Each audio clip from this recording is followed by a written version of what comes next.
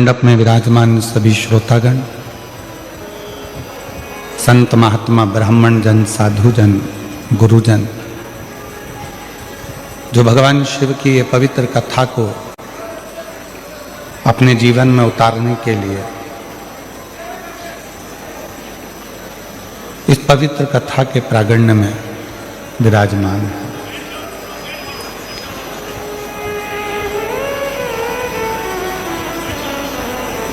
शिव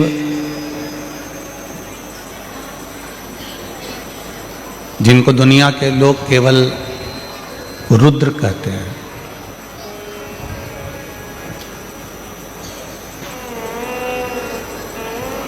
शिव जिनको दुनिया के लोग केवल क्रोध कहते हैं,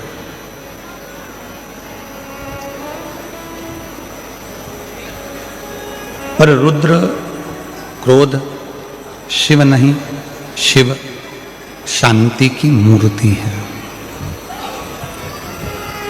शीतल मूर्ति है।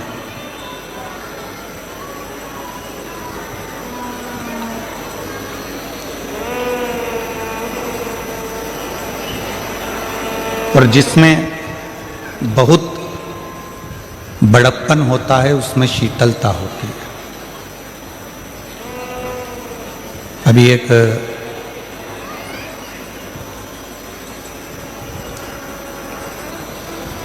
भाई चांदी का त्रिशूल लेकर आए, उद्योगपति हैं, एक बार जोरदार ताली बजाओ उनके लिए भी।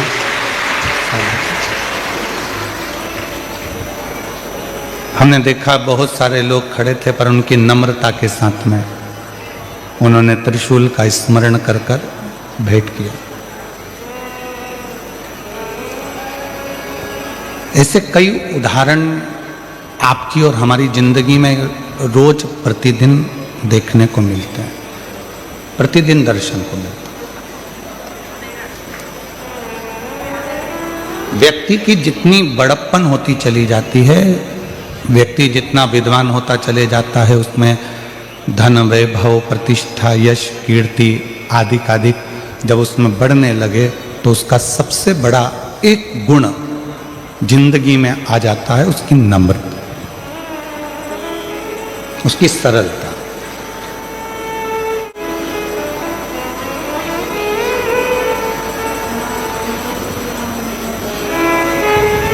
जिंदगी में सब कुछ प्राप्त करना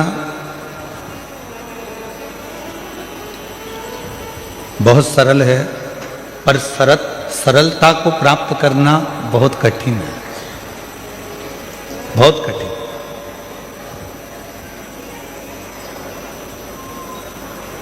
और जिस व्यक्ति ने अपनी जिंदगी में सरलता को प्राप्त कर लिया, समझ लेना कि वो उन्नति की सीढ़ी पर चढ़ना प्रारंभ कर लिया और वो उन्नति की ओर आगे बढ़े।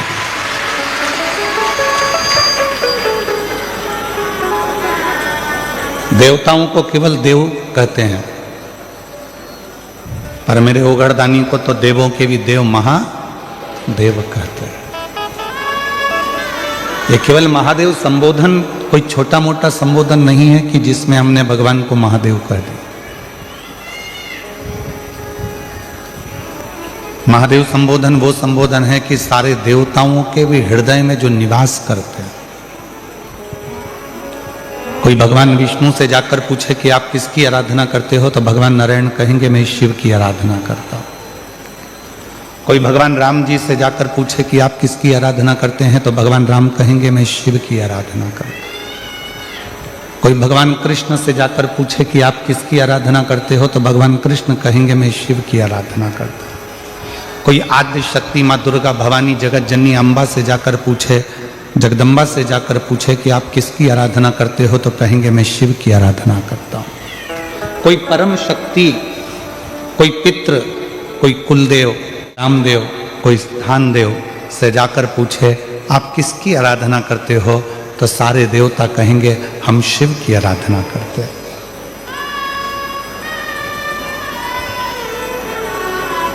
क्यों? क्योंकि शिव क्षमा की मूर्ति है, उनमें भोलापन है, सहजता है, नम्रता है, और वो नम्रता उनको बड़ा बनाती है। आप बहुत बड़े बन गए, पर आपके भीतर अगर वो नम्रता नहीं आ पाई तो आपके जीवन में आप कुछ नहीं कर पाए। आपकी जिंदगी में नम्रता, सहजता, सरलता ही आपके जीवन को सफलता देती है।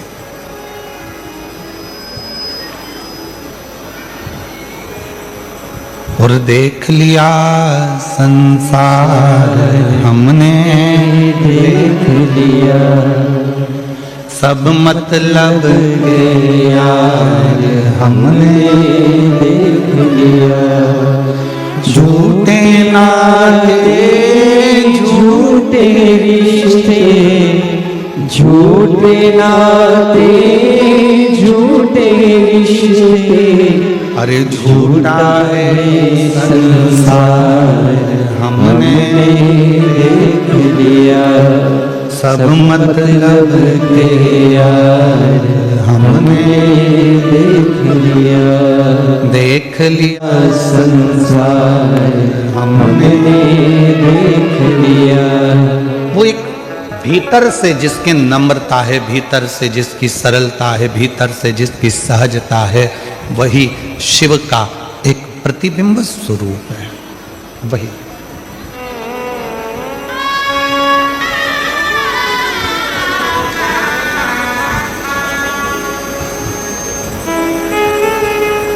छोटू भाई, जब मिश्रा जी और सिंगर जी ये दोनों जब सीहोर पहुंचे थे शिव महापुराण की कथा लेने के लिए, तो हमने इनसे पूछा था कि कथा सूरत में इतना भीड़ आता है, इतनी भक्त आते हैं और रात्रि में विश्राम करने वाले ज्यादा आते हैं। छोटू भाई, कभी मौका मिले तो आप लोग सब रात का आप तो दर्शन कर रहे होंगे, रात्रि को विश्राम करने वाले ज्यादा होते हैं, क्योंकि सबको मालूम है रात्रि विश्राम कर कर सुबह कथा सुनकर बाबा की मिट्टी को अपने शरीर में लगाकर बाबा से अपनी मनोकामना पूर्ण कर कर जाना सब। तो हमने मिश्रा जी से भी कहा, सिंगर जी से भी कहा कि भक्त बहुत आएंगे, कैसे व्यवस्था हो पाएगी, आप लोग कर लेंगे? तो इन्होंने कहा था, आप कहते हो कि शिव जी किसी ना किसी रूप में आते हैं। तो छोटू भाई मिश्रा जी और से ने एक ही बात कही थी कि कहीं ना कोई मिलेगा और शिव संभालेंगे। और मुझे लगता है आप ऐसे मिले इनको कि कहीं ना कहीं बाबा की कृपा से ये पवित्र कथा हो। मैं लड्डू गोपाल महाराज जी से भी, आज गौशाला के महाराज जी को भी कहूँगा, कहीं ना कहीं शिव की भक्ति करो।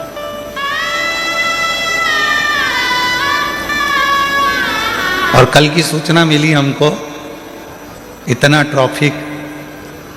ट्रैफिक मुंबई में भी कथा करी तो भी इतने घंटे का जाम नहीं लगा, जो तुम इतनी लाखों की संख्या में पहले दिन आ गए कि पूरी गाड़ियां ठस ठस गई।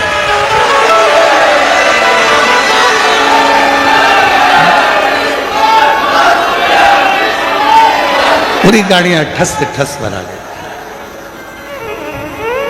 पर एक निवेदन आप लोगों से कहेंगे, आप लोग अगर स्वीकार करेंगे तो, कि अपनी गाड़ियों को, चाहे मोटरसाइकिल हो, चाहे फोर व्हीलर हो, चाहे ऑटो हो, चाहे रिक्शा हो, उसको धीरे धीरे चलाओ, आराम से चलाओ। कथा में आए हो तो ये सोच कर जाओ कि हो सकता है कि 1 घंटे कथा ज़्यादा चल गई, इसलिए हमको घर पहुंचने में 1 घंटे की देरी रहेगी। पर धीरे धीरे आओ, थोड़ा स्लो चलो, हेलमेट लगा कर रखो, सीट बेल्ट बांध कर रखो, लक्ष्य ध्यान में रखो, थोड़ा धीमा धीमा आराम से जाओ, आराम से। एक होती है गाड़ी की चाबी, एक होती है बंगले की चाबी, एक होती है तिजोरी की चाबी, एक होती है फैक्ट्री की चाबी, एक होती है दुकान की चाबी, और एक होती है ऊपर छत पर जाने वाली दरवाजे की चाबी। इन सब चाबियों में सारी चाबियां जल्दी मिल जाती है। फैक्ट्री की चाबी भी आपको जल्दी मिल जाएगी, रखोगे जहाँ मिल जाएगी, और गाड़ी की चाबी भी जहाँ रखो वहाँ मिल जाएगी, लॉकर की चाबी भी मिल जाएगी, दुकान की चाबी भी मिल जाएगी। बस एक जगह की चाबी कहीं ना कहीं घूमती रहती है, वो छत की चाबी है, ऊपर जाने वाली चाबी। ये चाबी बड़ी मुश्किल से मिलती है, बड़ी मुश्किल। ढूंढते रहो, क्यों छत की चाबी तुम्हारे पास है क्या? नहीं। छत की चाबी तुम्हारे पास है क्या? नहीं। छत की चाबी कहाँ रखी है जरा देखो। वो छत की जो चाबी होती है वो कहीं ना कहीं खो जाती है। उसी तरह संसार में धन दौलत संपदा की चाबी तो कहीं पर भी प्राप्त हो सकती है, पर शंकर के पास जाने वाली चाबी खोई हुई है, उसको ढूंढना शिव महापुराण में है। उसको खोजने के लिए हम भगवान शंकर की अविरल कथा में आए। हम भगवान शिव की पवित्र कथा में उस चाबी को खोजने के लिए, उस चाबी।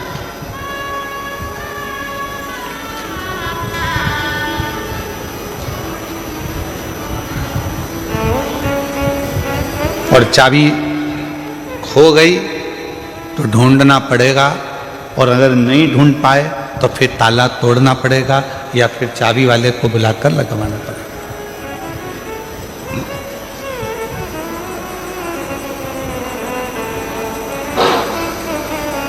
दुनिया के लोग कहते हैं कि शिव मिलेगा कैसे, शंकर कैसे प्राप्त हो?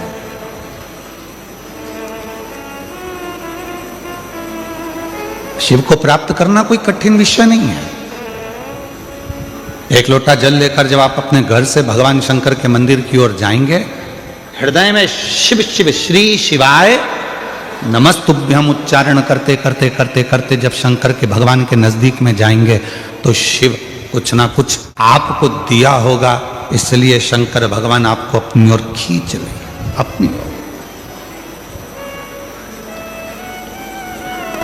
हर कोई सा पाना और हर कोई सा नट हर जगह पे फिट नहीं होता। नट जानते हो? अरे बोलो तो जम के।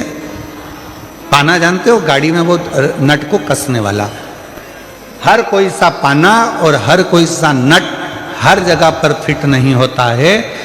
जो नट जिस स्क्रू के लिए बना हुआ है वो उसी में फिट होता है। उसी तरह संसार सागर में पूरी मृत्यु लोक में जितने भी लोग रहते हैं उसमें से कुछ लोग ऐसे हैं जो शंकर भगवान को भजते हैं। तो समझ लेना कि तुम वो नट हो जो शंकर नटराज में ही फिट हो सकते हो, दुनिया में कहीं फिट नहीं हो सकते। किसी की सामर्थ्यता नहीं कि आपको वो फिट कर दे।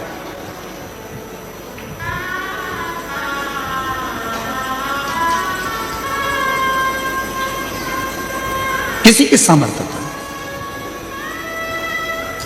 एक बड़ा सुंदर प्रसंग आता है भगवान शंकर की परम भगत हनुमान जी महाराज की माता मां अंजना जी। शिव जी की परम भगत थी माता अंजना। संतान का सुख नहीं था माता अंजना के, संतान प्राप्ति नहीं थी माता अंजना के। जब माता अंजना के यहां पर औलाद नहीं थी, संतान नहीं थी, तो बड़ी हताश रहती थी। राजा केसरी ने यज्ञ करवाया तो भी माता अंजना के घर में संतान नहीं। बड़े बड़े अनुष्ठान करवाए राजा केसरी ने, फिर भी माता अंजना के गर्भ से औलाद नहीं।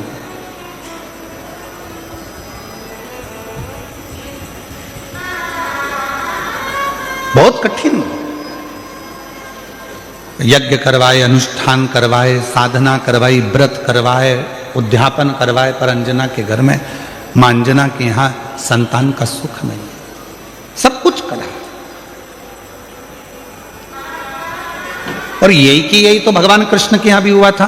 भगवान कृष्ण की 16,108 रानियां, और 16,108 रानियों से जब संतान नहीं हुई भगवान कृष्ण के यहाँ, तब भगवान कृष्ण ने गर्गाचार्य बाबा से पूछा कि मेरे घर में औलाद क्यों नहीं होती है, क्या कारण है, मेरे घर संतान नहीं है। भगवान कृष्ण ने गर्गाचार्य बाबा को बुलाकर पूछा तो गर्गाचार्य बाबा ने कहा, ए कृष्ण, तुम एक एक रानी के साथ में 11-11 दिन तक शंकर भगवान के पार्थिव लिंग का पूजन करो, तो तुम्हारे घर में औलाद जरूर होगी। और भगवान कृष्ण 16,108 रानियों के साथ, एक एक रानी के साथ में बैठकर 11-11 दिन तक शंकर भगवान के पार्थिव शिवलिंग का पूजन करा। तब भगवान शंकर प्रसन्न होकर वर दे दिए, हे कृष्ण, तुमने अपनी रानियों के साथ 16,108 रानियों के साथ, एक एक रानी के साथ अलग अलग बैठकर मेरा 11-11 दिन तक पूजन करा है। मैं तुम्हें वर प्रदान करता हूं कि तुम्हारी एक एक रानी से 11-11 संतान होगी। और भगवान शंकर की कृपा से भगवान कृष्ण के घर में 1,77,186 बच्चे हुए। ये शिव की कृपा से। 10 छोरा 1 छोरी, 10 लड़का 1 लड़की, 10 दीकरा 1 दीकरी, और महाराष्ट्र में कहते 10 मुलगा 1 मुलगी। शिव की कृपा से।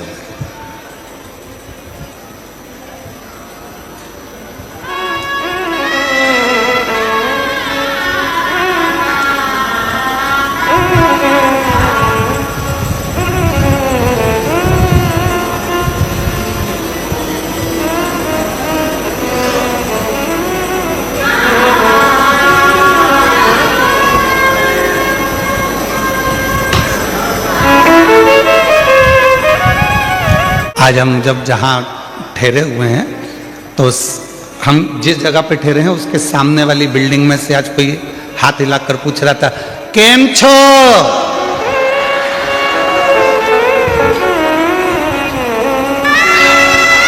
हमने कहा मजा में। फिर हमने पूछा तुम केम छो?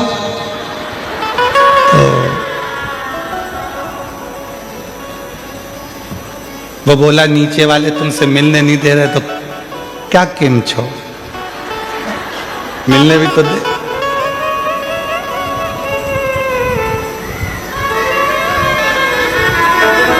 अंजना माता ने अपने पिताजी से कहा, गौतम ऋषि से, पिताजी मेरे घर में औलाद नहीं है, संतान नहीं, इसीलिए मेरा तू ही तो हमदर्द है जिसे हर दर्द कहता हूँ। दुनिया के आगे प्रभु चुपचाप में रहता हूँ। दुनिया के आगे प्रभु चुपचाप में रहता हूँ। मेरा तू ही तो हमदर्द है जिसे हर दर्द कहता हूँ। मेरा तू ही तो हमदर्द है जिसे हर दर्द कहता हूँ। आया नजर ना कोई भी अपना जब मुझको दरकार थी, जब मुझको दरकार थी, तब मेरे पथ का जीवन के रथ का तू ही बना सारथी, तू ही बना सारथी। भोले ने करी हर कदम पे ये मेहरबानियाँ। मेरा तू ही तो हमदर्द है जिसे हर दर्द कहता हूँ। मेरा तू ही तो हमदर्द है जिसे हर दर्द कहता हूँ। किससे कहें? ब्रह्मा ब्रह्म लोक में रह रहे हैं, भगवान विष्णु वैकुंठ लोक में रह रहे हैं, इंद्र इंद्र लोक में रह रहे हैं, गरुण गरुण लोक में रह रहे हैं, वरुण वरुण लोक में रह रहे हैं। सब अपने अपने लोक में निवास कर रहे हैं। केवल एक 33 कोटि देवता में केवल एक देवता है, वो देव अधिदेव महादेव है, जो इस पृथ्वी पर रहता है और उससे जो कहा जाता है वो दिल से सुनकर हमारी झोली खुशियों से भर दे। एक देव और वह देव अधिदेव महादेव। बोल बम का नारा है, सारी समस्या का हल श्री शिवाय। केवल एक देव है और वह देव अधिदेव महादेव है, जो पृथ्वी पर रहते हैं, मृत्यु लोक में रहते हैं। कभी आपने शंकर भगवान को किसी सिंहासन पर नहीं देखा, कभी आपने शंकर भगवान को किसी ऊंचे स्थान पर नहीं देखा। शंकर भगवान को देखा तो एक पत्थर पर, एक पर्वत पर, एक पहाड़ी पर बैठे हुए देखा। क्यों? ये पहाड़ी, ये पत्थर, ये पर्वत सब मृत्यु लोक में है, इसलिए मेरा शिव भी इस पृथ्वी लोक में, मृत्यु लोक में रहता है।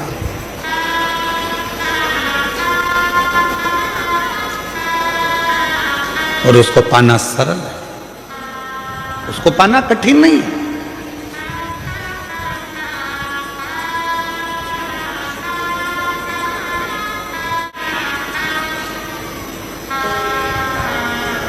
शिव कथा कर रही है, माता अंजना के घर में औलाद नहीं थी। गौतम बाबा ने उनको समझा दिया कि शिव की आराधना कैसे करना है। उन्होंने शंकर की आराधना करना प्रारंभ कर दिया। कोई साधारण भक्ति माता अंजना ने नहीं करी, शिव जी से लगन लगाकर बैठ गई। शंकर भगवान से अब केवल संतान नहीं, शंकर भगवान को तो अब ये विचार कर कर बैठी है कि मेरे घर में अगर औलाद हो तो शिव ही मेरे घर में संतान के रूप में जन्म। इतनी श्रेष्ठ भक्ति माता अंजना ने कर ली, इतनी प्रखर भक्ति माता अंजना ने कर ली। और मेरी कई जीजियां कहती हैं, एक पत्र है उसमें उन्होंने लिखा,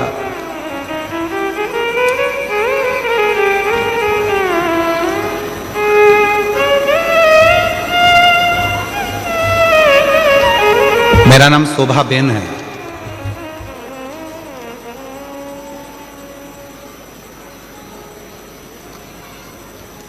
मैं सूरत से हूं। गुरुदेव कहीं बैठी हूं सूरत से, शोभा बेन।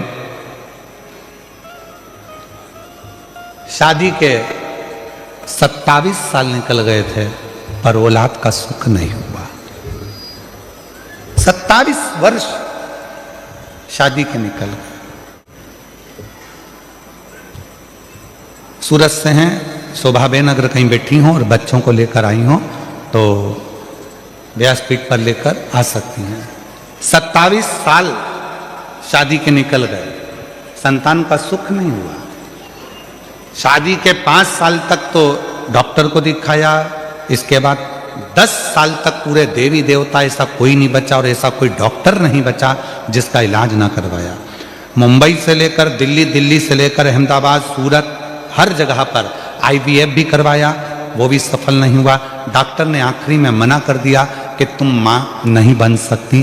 तब आस छोड़ दी और आस छोड़ दी, अब विचार छोड़ दिया कि मैं कभी मां नहीं बन सकती।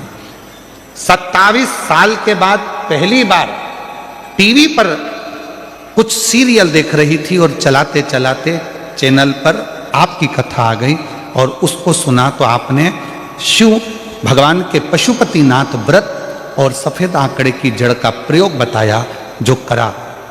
फिर आपके मुंह से सुना कि पंडाल में बैठकर जो मांगा जाता है वो मिलता है। मैंने अपने पति से कहकर पंडाल में बैठकर दोनों ने रात्रि विश्राम कर कर शिव पुराण की कथा सुनी, वहां की मिट्टी को अपने पेट पर लगाई। डॉक्टर तो मना करे थे कि औलाद नहीं होगी और बाबा की ऐसी कृपा हुई, हम 2 बार कुबरेश्वर धाम होकर आए, 2 बार पशुपति व्रत करे और 2 बार सफेद आंकड़े की जड़ का प्रयोग करा। बाबा की कृपा से 27 के बाद जुड़वा बच्चों ने जन्म लिया। हम बाबा को प्रणाम करने के लिए, बाबा को नमन करने के लिए 27 वर्ष के बाद मेरे घर में बाबा ने किलका दिया।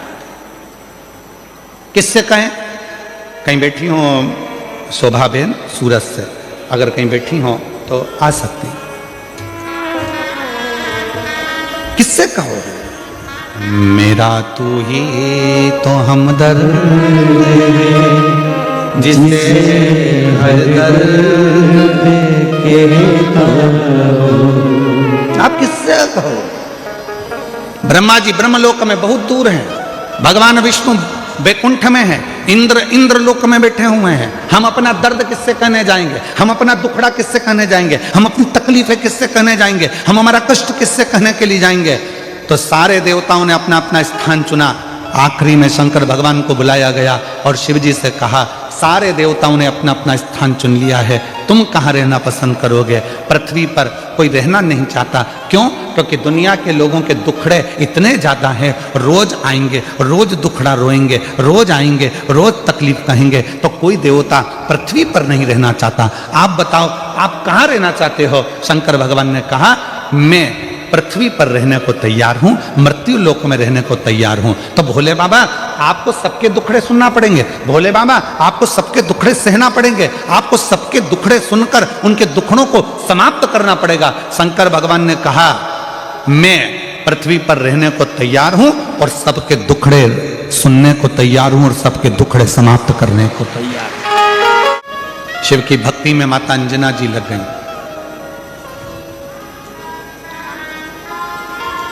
ऐसी मेरी माता अंजना ने भगवान शंकर की विरल भक्ति करी, ऐसी भक्ति करी, परीक्षा ली। शंकर भगवान ने पार्वती जी को भेजा, भोलेनाथ जी ने जाकर कहो अंजना को कि क्या चाहिए, क्यों इतनी कड़क भक्ति कर रही हो, किस लिए? अंजना देवी के पास में पार्वती जी पहुंची और कहा, क्या चाहिए? अंजना ने कहा, मुझे संतान चाहिए। संतान? हाँ, कैसी संतान? तो कहा, जिस शंकर भगवान की मैंने पूजन करी है वही शिव मेरे पुत्र के रूप में जन्म ले, बस ऐसी ही मेरी कामना है, ऐसी ही मेरी कामना है, और कुछ।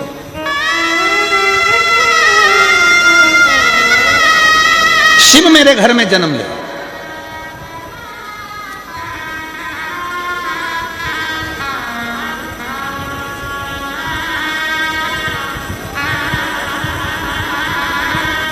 पार्वती जी ने शिव जी से कहा, अंजना माता चाहती हैं आप उनके घर में जन्म ले लो।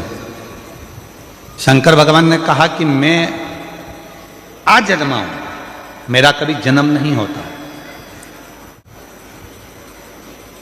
भगवान नारायण राम जी का रूप धर सकते हैं, भगवान नारायण कृष्ण का रूप रख सकते हैं, भगवान नारायण दत्त का रूप रख सकते हैं, भगवान नारायण कल्कि रूप रख सकते हैं, भगवान नारायण परशुराम स्वरूप धर सकते हैं, पर भगवान शंकर बोले कि मैं कभी अपना रूप नहीं रख सकता, मैं आजन्मा हूं,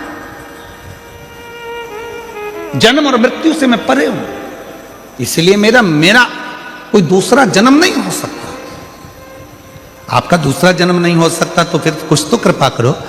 तब भगवान शंकर भगवान ने कहा, तुम चिंता मत करो, अंजना के गर्भ से मेरा ही एक अंश प्रकट होगा जिसका नाम स्वयं पवन पुत्र हनुमान होगा, लोग उससे हनुमान कहें। तुम क्यों चिंता करते हो? ठीक है प्रभु। और आया समय और माता अंजना के गर्भ से भगवान श्री हनुमान जी महाराज का प्राकट्य। पर हनुमान जी महाराज का प्राकट्य तो हुआ, पर शिव जी की एक लीला है, आपको मालूम है? देवता देते हैं पल्ला झाड़ कर और मेरा महादेव देता है छप्पर फाड़ कर। अभी तक अंजना माता के गर्भ से एक भी औलाद नहीं थी, पर भगवान शिव ने कृपा कर दी तो अंजना जी के गर्भ से भी 6 बच्चों ने जन्म लिया।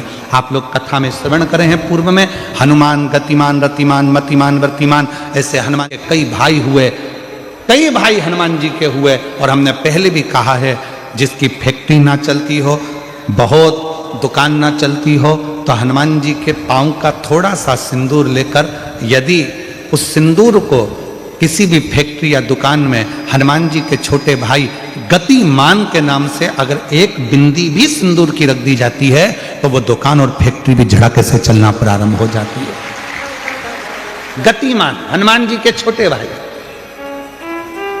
एक हनुमान जी के छोटे भाई हैं मतिमान। जब व्यक्ति डिप्रेशन में जाता है, एकाग्र चित्त नहीं रह पाता है, पढ़ने बैठता है पर एकदम मन नहीं लग पाता है, तो मतिमान का स्मरण किया जाता है। हनुमान जी के तीसरे नंबर के भाई का मतिमान। और कहते हैं एक दुर्वा यदि मतिमान के नाम से शंकर भगवान की शिवलिंग पर चढ़ा दी जाए और उसी दुर्वा को वापिस लेकर आया जाए, अंधेरा होने से पहले, सूर्य अस्त होने के पहले, शाम के प्रदोष के पहले यदि उस दुर्वा को उस व्यक्ति को चबा चबा कर खिला दो तो डिप्रेस हो रहा है, डिप्रेशन में है, चिंता में है, टेंशन में है और उसका विवेक काम नहीं कर रहा, बुद्धि स्थिर नहीं हो पा रही है या पढ़ने में मन नहीं लग पा रहा है, तो उसको आप एक दुर्वा मतिमान, हनुमान जी के तीसरे नंबर के भाई मतिमान के नाम से अगर खिला देते हैं तो उसकी बुद्धि केंद्रित होना प्रारंभ हो जाती है और वो डिप्रेस से हटना प्रारंभ हो जाता है, मन स्थिर होने लगता है। मतिमान।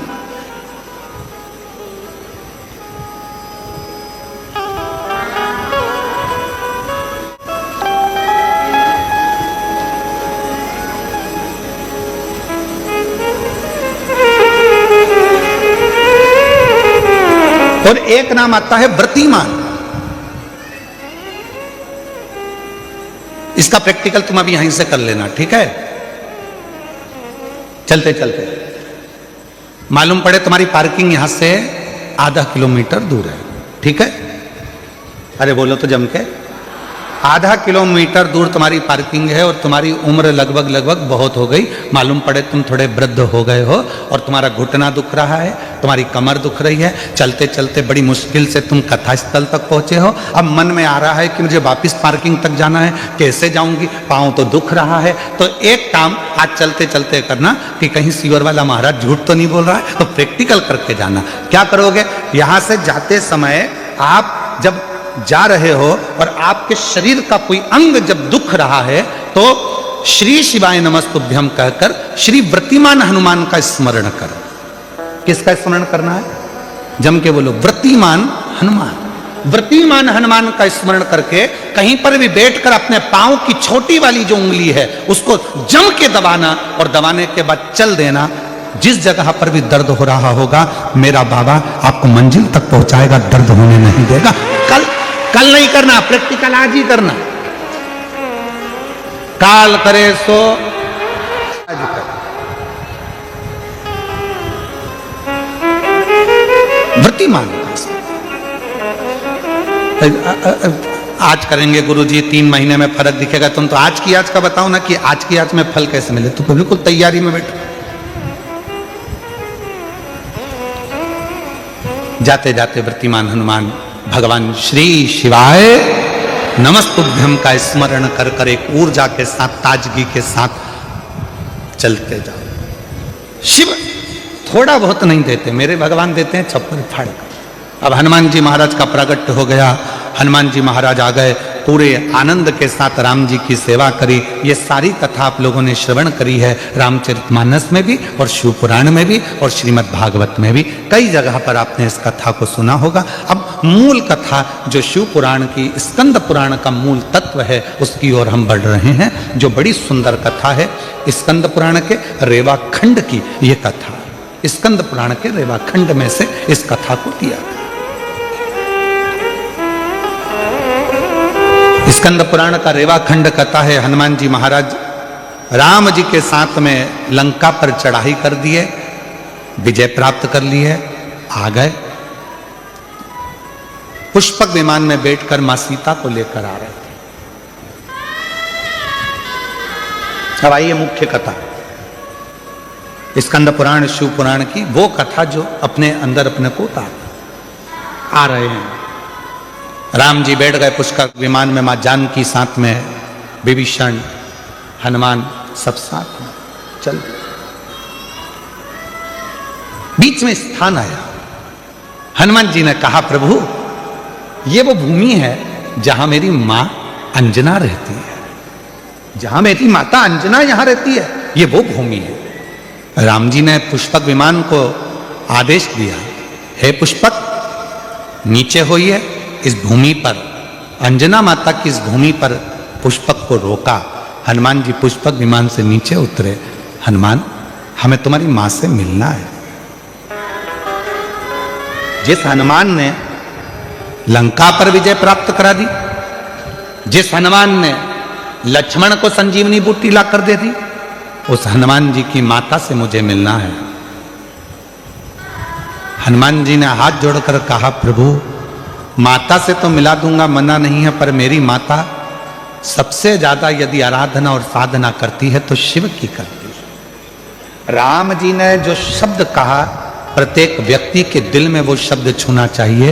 मेरे भगवान राम बोले, हनुमान जब किसी शंकर के भक्त का दर्शन होता है, शंकर तो कभी नहीं मिलते, पर शंकर का यदि कोई सही भक्त मिल जाता है तो समझ लेना कि शंकर का दर्शन उसी क्षण हो गया, उसी क्षण।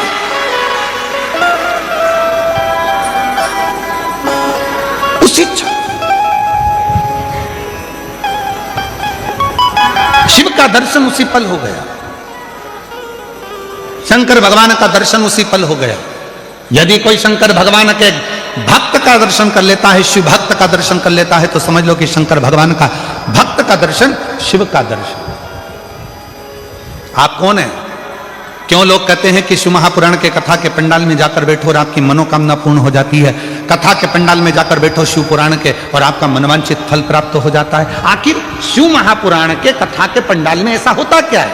उसका एक कारण है, इतने सारे शिव भक्त जिनको किसी ने गाड़ी नहीं भेजी, जिनको किसी ने टिकट का पैसा नहीं दिया, जिनको किसी ने बहुत सारे अच्छी जगह नहीं दी गई कि तुम यहाँ आराम से बैठना, यहाँ आराम से खाना, आराम से रहना, ऐसा नहीं। शंकर का भक्त अपने झोले में 2 पानी की बोतल, 1 बिछाने की दरी, 1 ओढ़ने का कंबल और अपना खाने का सामान साथ लेकर आता है, छाता साथ में लाता है और जहां मौका मिल जाए वहां बैठकर कथा सुनता है। अर्थात बिना लोभ, बिना लालच, बिना किसी व्यापार या व्यवसाय के वो शिव को समर्पित होकर आया है, शंकर का होकर आया है। इसलिए ऐसे भक्त का दर्शन होता है तो हमारी मनोकामना अपने आप पूरी होना प्रारंभ हो जाती है, पूरी।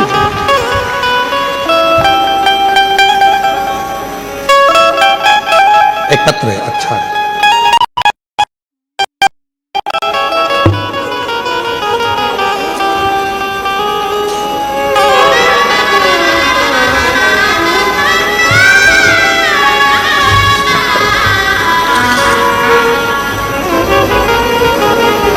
मेरा नाम मंगलाबेन पांडुरंग चौधरी है।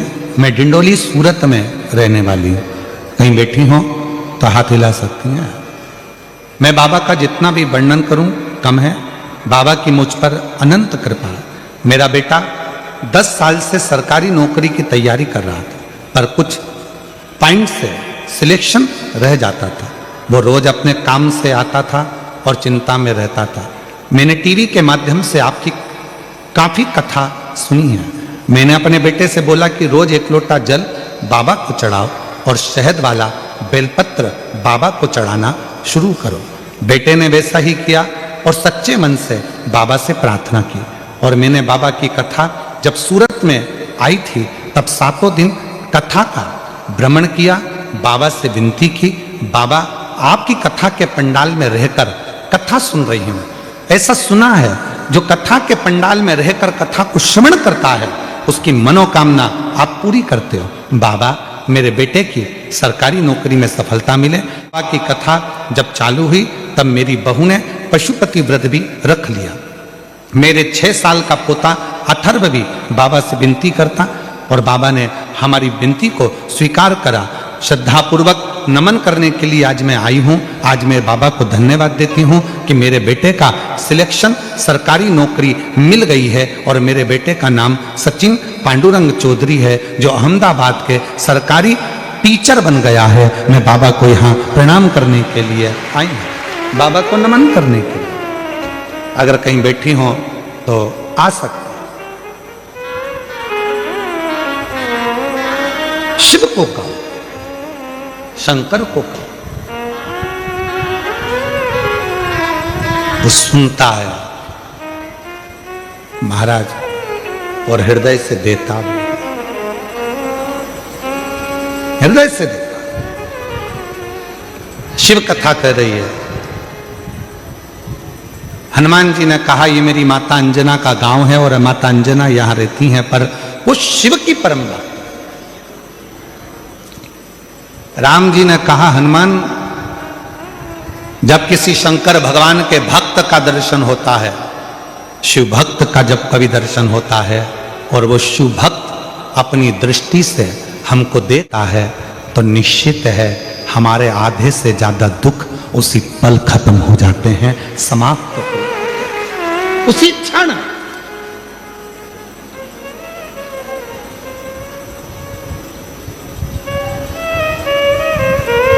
इसीलिए हमको लगता है ज्यादातर भक्त लोग, कोई शिव भक्त मिलता है तो जम के आवाज लगा देते हैं, हर हर महादेव। किसी मंदिर में जाकर लोग शोर नहीं मचाते। द्वारकाधीश के मंदिर में जाओ कोई शोर मचाता नहीं मिलेगा, जगन्नाथ जी के मंदिर में जाओ कोई शोर मचाता नहीं मिलेगा, जितने भी भारत की भूमि पर स्वामी नारायण आदि मंदिर हैं वहां दर्शन करने के लिए जाओ कोई शोर मचाता नहीं मिलेगा, जितने भी बड़े बड़े मंदिर हैं किसी मंदिर में कोई शोर मचाता नहीं मिलेगा। पर कभी भी कोई 12 ज्योतिर्लिंग में या शंकर जी का मंदिर आपके नजदीक में है वहां दर्शन करने जाओ तो लोग शोर मचाते जरूर मिलेंगे। कोई पीछे से खड़े होकर चिल्ला रहा, कोई जम के चिल्ला रहा हारा हारा, कोई कहीं से आवाज लगा रहा बम बम बोले, जहां मर्जी पड़ती है लोग वहां से आवाज लगाना चालू कर देते हैं, शोर मचाते हैं, चिल्लाते हैं।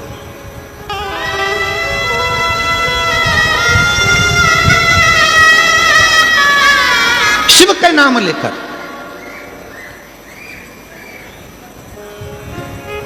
आप में से कई लोगों ने श्रीमद् भागवत कथा सुनी होगी, आप में से कई लोगों ने राम कथा सुनी होगी, आप में से कई लोगों ने विष्णु पुराण सुनी होगी, आप में से कई लोगों ने देवी भागवत सुनी होगी, ना जाने कितने कितने पुराण शास्त्र आपने सुने होंगे। सारे पुराण और शास्त्र उठाकर देखिए, एक भी पुराण शास्त्र ये नहीं कहेगा कि किसी भी असुर ने, राक्षस ने शंकर भगवान के लिए ललकारा।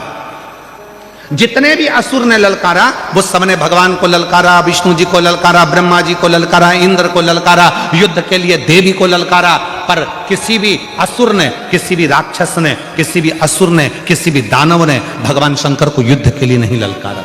क्यों नहीं ललकारा? देवता तो देवलोक में रहते थे, भगवान विष्णु तो भगवान शंकर तो पृथ्वी पर रहते थे, तो यहां तो शंकर भगवान को ललकार देना था, पर शंकर भगवान को एक ने भी नहीं ललकारा। शिव जी को कोई ललकारता ही नहीं था युद्ध के लिए, कि कोई नहीं कहता था आओ शंकर भगवान मुझे तुमसे युद्ध लड़ना है। देव राक्षसों ने कहा, असुरों ने कहा, हे नारायण आओ मुझे तुमसे युद्ध लड़ना है, ब्रह्मा जी मुझे तुमसे युद्ध लड़ना है, इंद्र मुझे तुमसे युद्ध लड़ना है, हे शक्ति मुझे तुमसे युद्ध लड़ना है। सारे देवी देवताओं को असुरों ने ललकारा, पर शंकर भगवान को एक भी असुर नहीं ललकारता था। कारण क्या था? उसका एक कारण था कि जितने देवता थे, 33 कोटि देवता, जितने देवता थे शंकर भगवान के पास में, जैसे तुम्हारे घर में 15 सदस्य हैं या 5 सदस्य हैं या 6 सदस्य हैं, 9 सदस्य हैं, 10 सदस्य हैं, तुम्हारे घर में जितने सदस्य हैं, प्रत्येक सदस्य के पास में जैसे 33 कोटि देवता हैं और 33 कोटि में एक देवता के पास में जितना बल है, एक देवता के पास में जितनी सेना है, स्कंद पुराण कहती है, लिंग पुराण कहती है, शिव पुराण कहती है कि 33 कोटि देवता और 33 कोटि देवताओं से अंदाजा लगाना कि एक देवता की गिनती में अगर हम लेते हैं तो ऐसे मिलाकर 33 कोटि देवता होते हैं, और 33 कोटि देवता के 33 कोटि गण शिव जी के पास हैं। अब तुम घर जाके जरा अंदाजा लगाना कि कितने हो गए। मतलब शंकर भगवान के पास में 33 कोटि अगर देवता हैं तो 33 कोटि देवता के 33 कोटि कोटि गण हैं शिव जी के पास। शास्त्र कहता है शंकर भगवान के गण जब जम के चिल्लाते थे एक साथ जब आवाज लगाते थे और जो चिल्लाकर दौड़ते थे, तो जितने भी असुर हैं उनकी धर्म पत्नियां जो गर्भ से होती थीं, उनका गर्भ गिर जाता था और असुरों के कान में से रक्त बहना प्रारंभ हो जाता था। युद्ध की तो जरूरत ही नहीं पड़ती थी, गणों के चिल्लाने से ही असुर मरते थे, प्राण छूट जाते थे चिल्लाने से।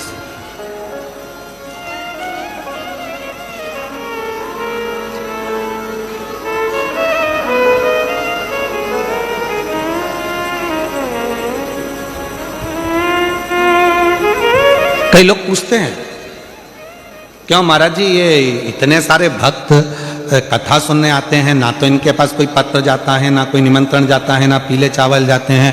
अगर कोई राजनेता को भी सभा करना पड़ती है तो गाड़ियां लगाना पड़ती है, गाड़ियां भेजना पड़ता है, तब लोगों को बुलाना पड़ता है।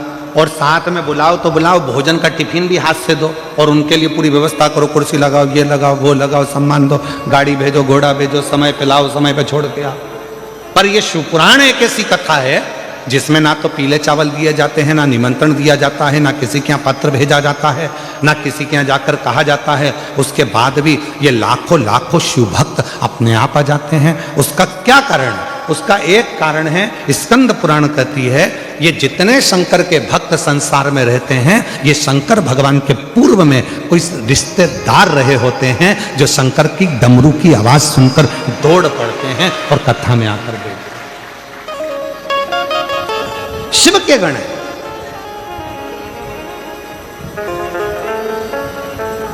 इसलिए महादेव नमन चरणों में स्वीकार कीजिए, सबका किया है मेरा भी उद्धार कीजिए, उद्धार कीजिए।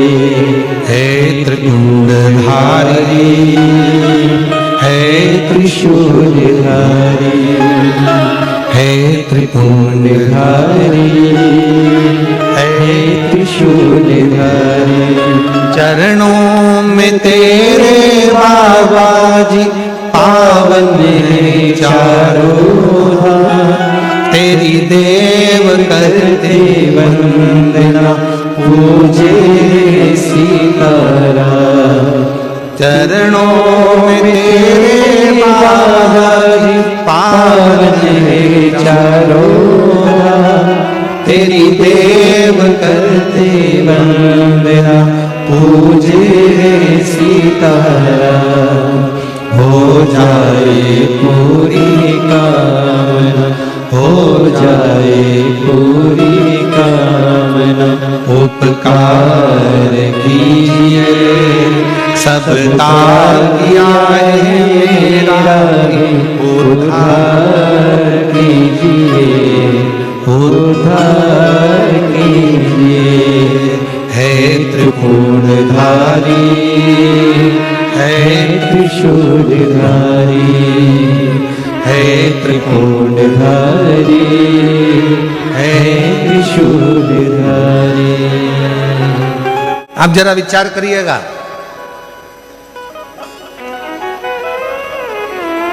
शिव के गण इतने प्रबल हैं, एक बार यदि जाग जाएं तो दुनिया में किसी की सामर्थ्यता नहीं है जो इनके आगे टिक जाए।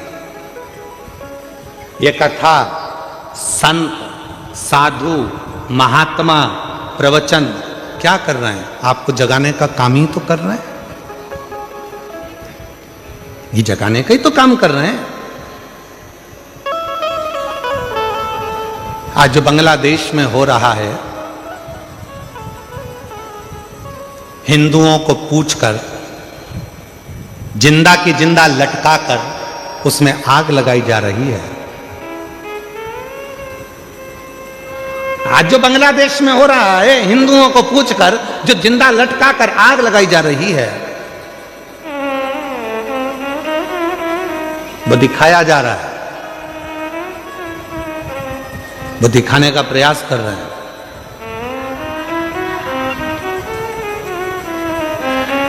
कि कि जब हमारी संख्या बढ़ी तो हम तुम सबको ऐसे ही लटकाकर आग लगा देंगे। इसलिए मेरी जीजियों और मेरे जीजाओं और मेरी बेटियों बेटाओं और मेरे बुजुर्ग माँ बाप, ध्यान रखना, एकजुट होना प्रारंभ हो जाओ और अपने सनातन को मजबूत करना प्रारंभ करो। अपने सनातन को मजबूत करना प्रारंभ करो, वरना आने वाला समय बड़ा विचित्र हो, बड़ा विचित्र।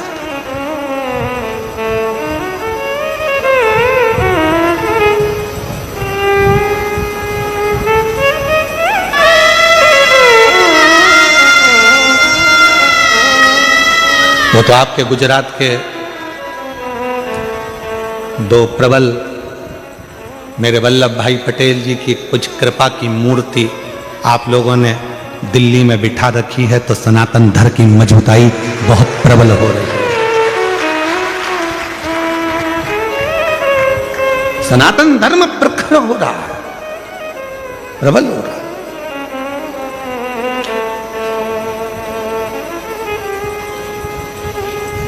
और उसकी प्रबलता आपको करना है। अंजना माता को देखो, अंजना माता की कथा को देखिए, अंजना माता के एक भाव को देखिए। भगवान राम कह रहे हैं, सुनो हनुमान, अगर शंकर भगवान का कोई भक्त, शिव की आराधना करने वाला, शंकर की साधना करने वाला, शंकर को भजने वाला, शंकर को स्मरण करने वाले, अगर उस शिव के भक्त का भी मात्र दर्शन हो जाए, जो शंकर को दिल में बिठाता है, वो हमको अगर एक बार देख भी लेगा तो हमारे दुख, हमारी तकलीफ, हमारा कष्ट मिट जाता है, हमारा दुख समाप्त हो जाता है।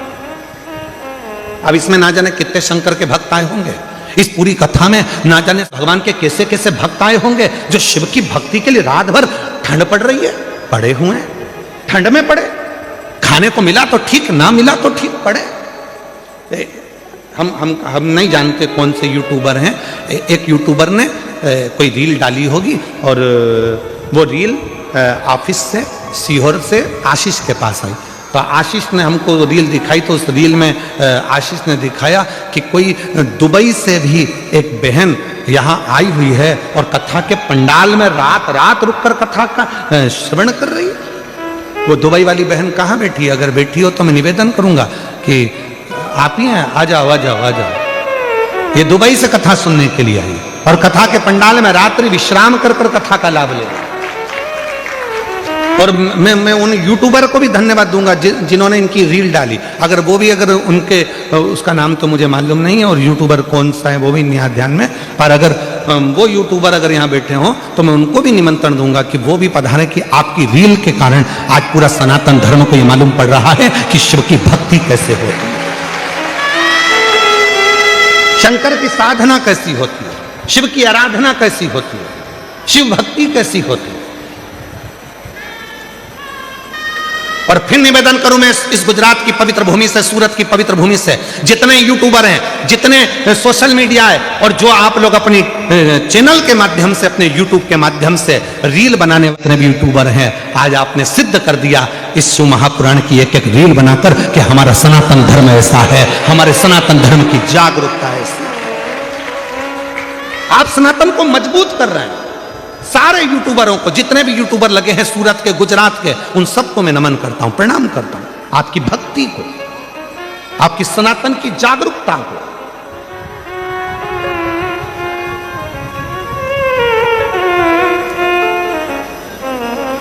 और महादेव नमन चरणों में स्वीकार लीजिए, सबका किया है मेरा भी उद्धार कीजिए, उद्धार कीजिए।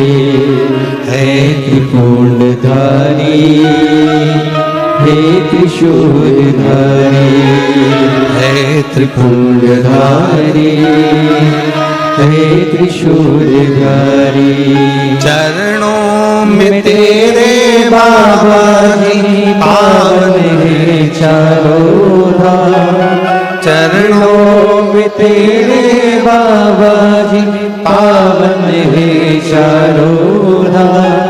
तेरी देव करते वंदना, पूजे सीताराम, हो जाए पूरी कामना, हो जाए पूरी कामना। उपकार कीजिए, सबका किया है मेरा भी उद्धार कीजिए, उद्धार कीजिए। हे त्रिशूलधारी, हे त्रिशूलधारी। शिव कथा कर रही है। अंजना माता का राम जी कर रहे हैं, मात्र मुझे दर्शन हो जाएगा और वो अपनी दृष्टि से मुझे देख लेंगी, उतने में भी मेरा आनंद हो जाएगा। चलो हनुमान चलो, मुझे अंजना माता का दर्शन करना। जैसे ही सामने अंजना माता दिखी, राम जी ने झुककर प्रणाम किया, नमन किया। हनुमान जी ने कहा अंजना माता से, ये श्री राम है, ये इनके छोटे भाई लक्ष्मण जी हैं, ये माता जानकी जी हैं। सबको मिलाया। अंजना जी ने कहा कि हनुमान, घर में कुछ पाने के लिए नहीं जाओ, अतिथि आए हैं, इनके लिए कुछ थोड़ा कंदमूल फल लेकर आओ, इनके लिए थोड़ा कंदमूल फल लेकर जाओ। अरे वाह वाह वाह। तेरी कृपा का क्या है भरोसा, कब किस पर हो जाए जरा सी हम पर करो, जरा सी हम पर करो। तेरी कृपा का क्या है भरोसा, कब किस पर हो जाए जरा सी हम पर कर दो, जरा सी हम पर कर दो। जिस पर भी हो गई तेरी कृपा करुणा, वो भव पार हुआ, भव पार हुआ। पापी हो चाहे जितना, उसका भी बाबा उद्धार हुआ, उद्धार हुआ।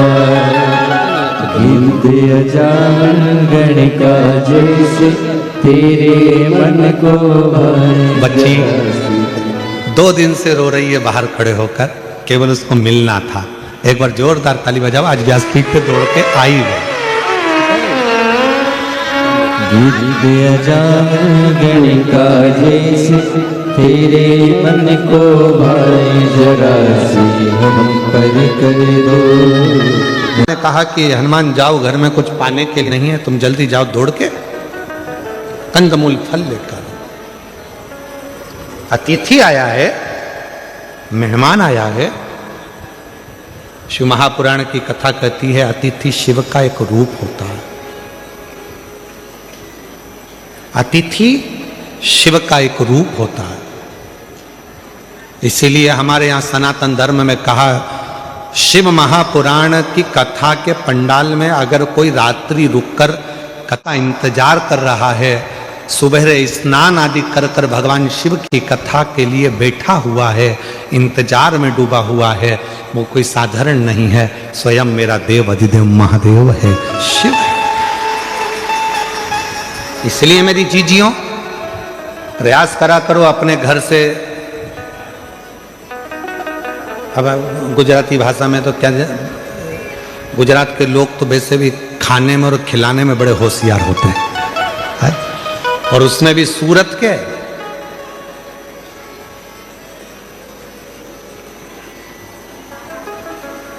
महाराज अपने घर से आया करो तो कोई कोई वो थेपला, फाफड़ा, और भी कौन सा होता है, काय सुमानी जी, और कौन कौन से होते हैं, थेपला, फाफड़ा। हाँ तुम बोलते जाओ, मैं सुन रहा हूं। हाँ ठीक है, ठीक है। हाँ कल मंगवा के रखूंगा सब यहीं पर। तो निवेदन है, घर से आया करो तो थोड़ा थोड़ा लेकर चला करो, अपने लिए नहीं, जो अपने आसपास में बैठे उसका मुख झूठा कराने के लिए मेरा शिवनगर में आया है, मेरा शंकर, मेरा भोले बाबा, मेरा शिव और मेरा शंकर ना जाने किस रूप में कब तुम्हारे मुख में आकर बैठ गया और उसकी कृपा आप पर हो, ये भाव लेकर मुख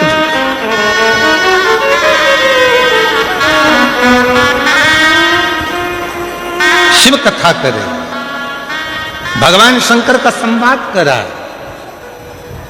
हनुमान जी महाराज की कथा करे। ये हनुमान जी चले गए कंदमूल फल लेने के लिए, इतने में अंजना माता की आंख से आंसू बह रहे थे।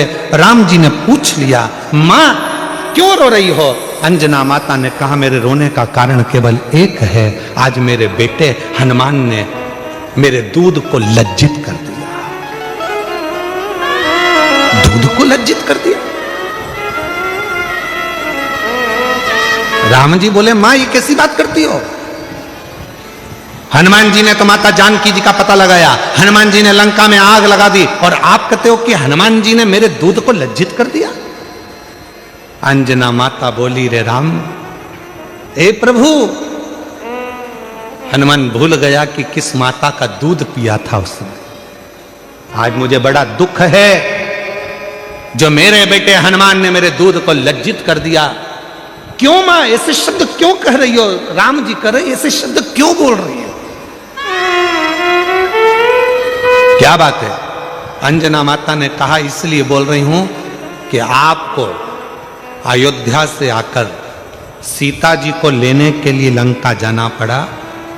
मेरे बेटे हनुमान को मैंने दूध पिलाया था, वो दूध इतना प्रबल था, हनुमान चाहते तो तुम्हें लंका तक जाने की जरूरत नहीं पड़ती, सीता को लंका को उठाकर लेकर अयोध्या में आते। आज मुझे दुख है कि मेरा दूध आज लज्जित हो गया। हनुमान जी महाराज को लंका तो गए पर सीता को लेकर नहीं आए। आज दुख इस बात का है कि राम जी को लंका पर चढ़ाई करना पड़ी, उस रावण से युद्ध लड़ना पड़ा, उस मेघनाथ से युद्ध लड़ना पड़ा, उस कुंभकर्ण से युद्ध लड़ना पड़ा, इसलिए आज मेरा दूध लज्जित हो रहा है। हनुमान को तो जाना था, पूरी लंका को उठाकर लाकर अयोध्या में रख देना था, तो मैं गौरवान्वित होती, तो मुझ में गौरव होता। राम जी, आप नहीं जान पाएंगे कि इस माता ने जो दूध पिलाया है वो साधारण नहीं है। इस माता ने जो दूध पिलाया है वो साधारण नहीं है। छत्रपति वीर शिवाजी महाराज का एक प्रसंग याद आता है। एक किले से दूसरे किले पर जीजाबाई माता देख रही थी। छत्रपति वीर शिवाजी की माता जीजाबाई ने सामने देख रही थी, और उस सामने के किले पर भगवा नहीं था, दूसरों का ध्वज लगा हुआ था। तब माता जीजाबाई जब देख रही थी तो उन्होंने शिवाजी से बुलाकर कहा, शिवा, ये सामने के किले पर मेरा भगवा लहरा नहीं रहा। शिवा कहते हैं, मां, उन सेना ज्यादा है, हम आक्रमण नहीं कर पा रहे। जीजाबाई ने कहा कि कल तक सूर्य अस्त होने से पहले भगवा लहराना चाहिए उस किले के ऊपर। मां, सेना नहीं है इतनी हमारे पास, वो आप कर रही हो कि भगवा लहराना चाहिए। जीजाबाई ने कहा, छत्रपति वीर शिवाजी से वो किला सेना से नहीं मिलता, वो किला सीने में जब शिव बैठता है और शिवा जागता है तो भगवा आराम से लहरा सकता है। सीने में भगवा है और सीने में शिव है तो वो सेना भले ना हो, शिवाजी जाए और भगवा लहरा कर आए। छत्रपति वीर शिवाजी ने जितनी सेना थी उसी का साथ पकड़कर जो किले पर चढ़ाई करी, और मां जीजाबाई के सामने उस किले पर भगवा लहरा गया। ये वीरता होना चाहिए, ये वीर।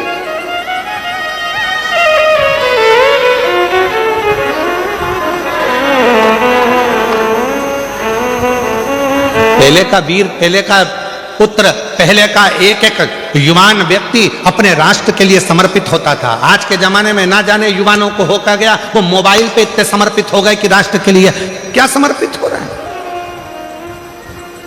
वो मोबाइल पर इतने समर्पित हो गए। रात को 11-11 बजे तक तो मिस यू और विथ यू ही होता रहता है। एक शब्द और होता है, वो मैं लिख नहीं रहा हूं और ना बोल रहा हूं। कहां गया?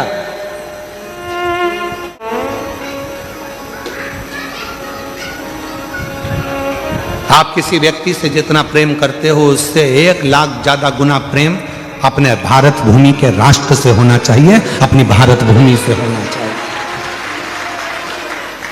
वो प्रेम हमारे भीतर, वो कहे ना, उठो जवान देश की वसुंधरा पुकारती, उठो जवान देश की वसुंधरा पुकारती, ये देश है पुकारता पुकारती मां भारती, ये देश है पुकारता पुकारती मां भारती। उठो जवान देश की वसुंधरा पुकारती, उठो जवान देश की वसुंधरा पुकारती, ये देश है पुकारता पुकारती मां भारती, ये देश है पुकारता पुकारती मां भारती। अपने भीतर वो बल उत्पन्न करिए। हनुमान जी से कहा जाओ तुम जाकर फल लाओ, और इतने में राम जी के सामने मां अंजना की आंख के आंसू थे और अंजना माता ने कहा मैंने दूध पिलाया। आज वो लज्जित हो गया। हनुमान जी चाहते तो पूरी लंका को उठा कर ले आते, पर हनुमान जी लेकर नहीं आए, इसका मुझे दुख है। राम जी ने कहा मां ऐसी बात क्यों कहती हो, हनुमान को तो हमने रोका था, नहीं तो हनुमान तो लंका पर चढ़ाई कर कर सीता को कब कर लेकर आ जाते, हमने रोका था।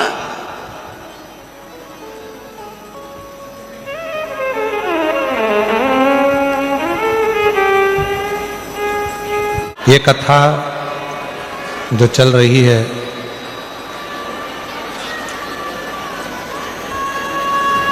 दस तारीख को विराम होगी, 2 बजे से 5 बजे तक ये कथा चल रही है। आज कथा का दूसरा दिन है। फिर कथा 16 जनवरी से 22 जनवरी तक दोपहर में 1 बजे से 4 बजे तक leprosy ground, Sardar state for lane, Ajwa road, Vadodara, Gujarat, Baroda में होगी। जहां कथा का समय 1 बजे से 4 बजे तक रहेगा, 16 से 22 जनवरी तक। बड़ौदा वालों को बहुत बहुत बधाई, जो बड़ौदा के क्षेत्रवासी इस पवित्र कथा को श्रवण कर सकेंगे। फिर कथा 27 से 31 तारीख तक 5 दिवसीय प्रयागराज में माघ मेले में कथा चलेगी, सतुआ बाबा शिविर में 1 बजे से 4 बजे तक।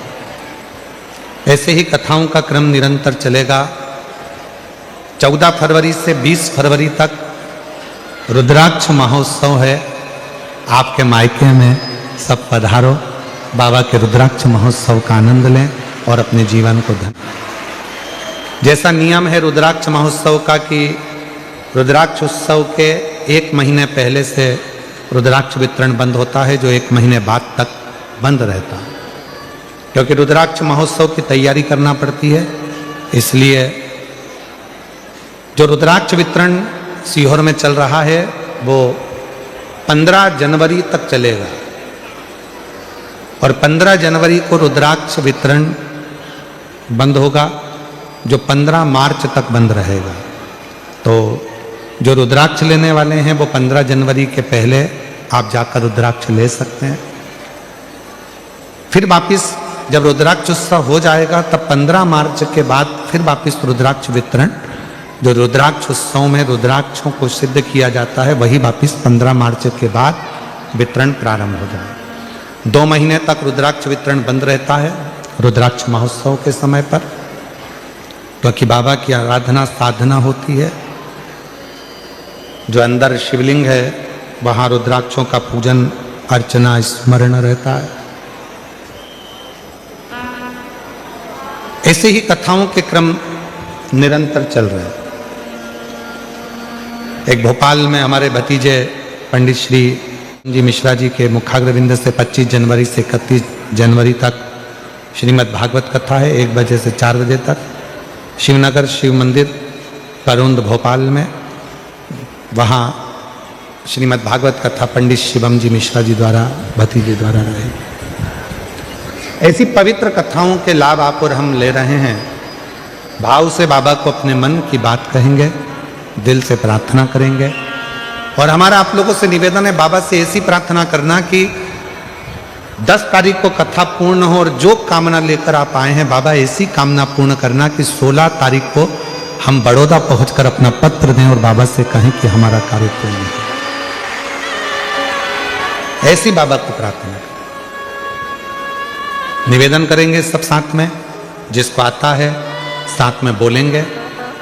आपकी आवाज यहाँ तक पहुँचे, आपकी और हमारी आवाज देवाधिदेव महादेव तक पहुँचे और सबकी कामना पूर्ण हो। दिल से बाबा को नमन करें।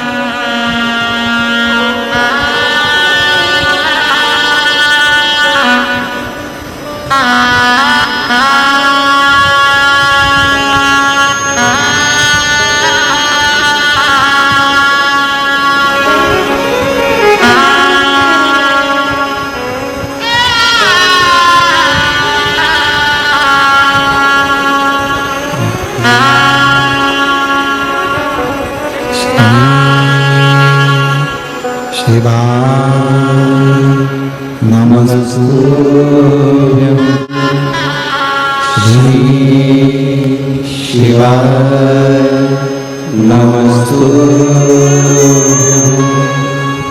श्री शिवाय नमस्तुभ्यं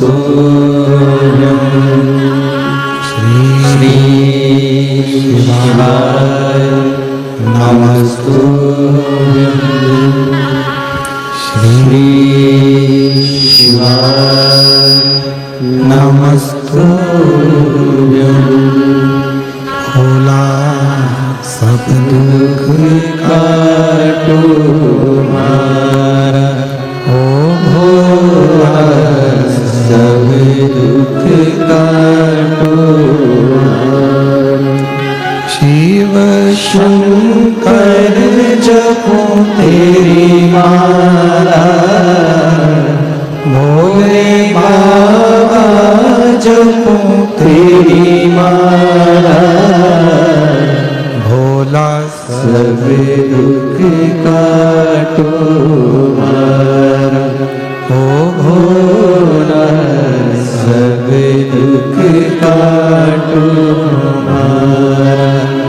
वेश है मंगल मंगलकारी, वेश है मंगल मंगलकारी। शमशान वासी हमारा, शमशान वासी हमारा। ओ भोला सब दुख काटो हमारा, ओ भोला सब दुख काटो हमारा।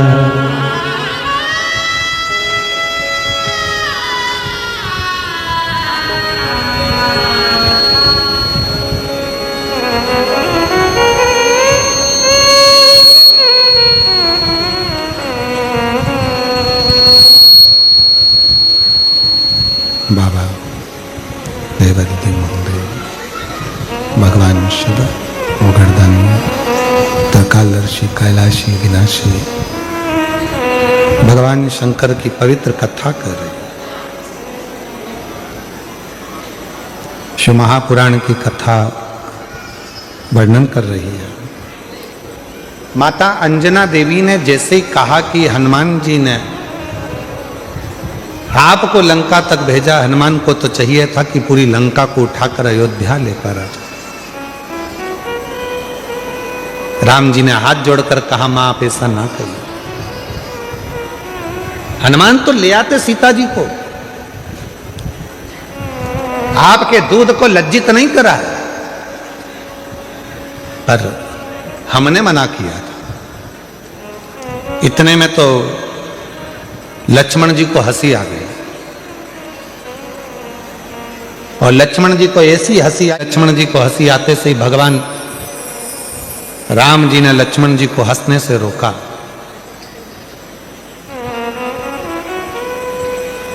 अंजना जी को ठीक नहीं लगा। जब बड़े बात कर रहे हों और उसमें अगर कोई बीच में यह उपहास करे तो ये श्रेष्ठता कहां है?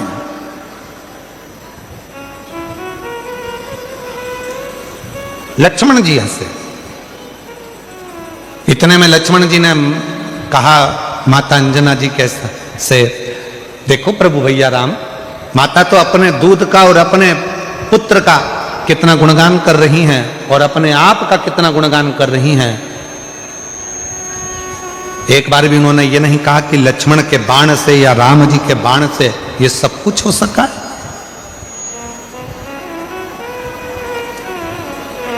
सब कुछ नहीं कहा।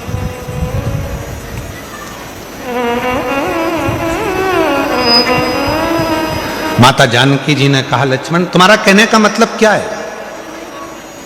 क्या मेरे दूध में वो प्रबलता नहीं है? क्या मेरे पुत्र में वो प्रबलता नहीं है? इतना तो कहना था। तब माता अंजना ने कहा, ठीक है लखन है लक्ष्मण, प्रभु राम की साक्षी में ये सामने पर्वत है, इस पर्वत के टुकड़े तुम अपने बाणों से कर दीजिए। अंजना माता ने कहा, लक्ष्मण शिव की आराधना करी और शिव की साधना करी और शिव जैसे पुत्र को जन्म संजना।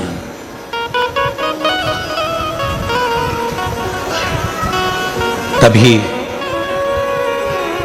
एक बाण लक्ष्मण जी ने छोड़ा, पर वो पर्वत के दो भाग नहीं हुए, और माता अंजना ने अपने दूध की एक धार उस पर्वत पर फेंकी, जिस पर्वत के दो टुकड़े हो गए और गर्जना हनुमान जी के कानों में पहुंच गई।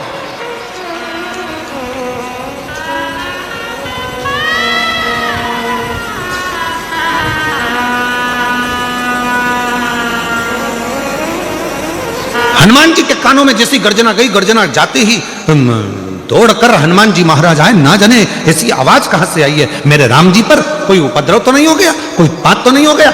हनुमान जी महाराज भाग कर आए, और हनुमान जी ने जो भाग कर आए और आते से ही जो देखा तो पर्वत के दो टुकड़े थे जिसमें से दूध की धार बह रही थी। पूछा हनुमान जी ने, मां ये क्या हो गया? माता ने कहा, लक्ष्मण जी समझ नहीं पाए थे। लक्ष्मण जी ने अंजना माता के चरण पकड़ लिए। मां मैं जान नहीं सका कि एक माता के दूध में वो बल होता है कि अपने बेटे को जब वो दूध का पान कराती है तो बेटा उतना वीर उत्पन्न होता है, प्रबल उत्पन्न होता है, जो दुनिया का सारा कार्य कर सकता है।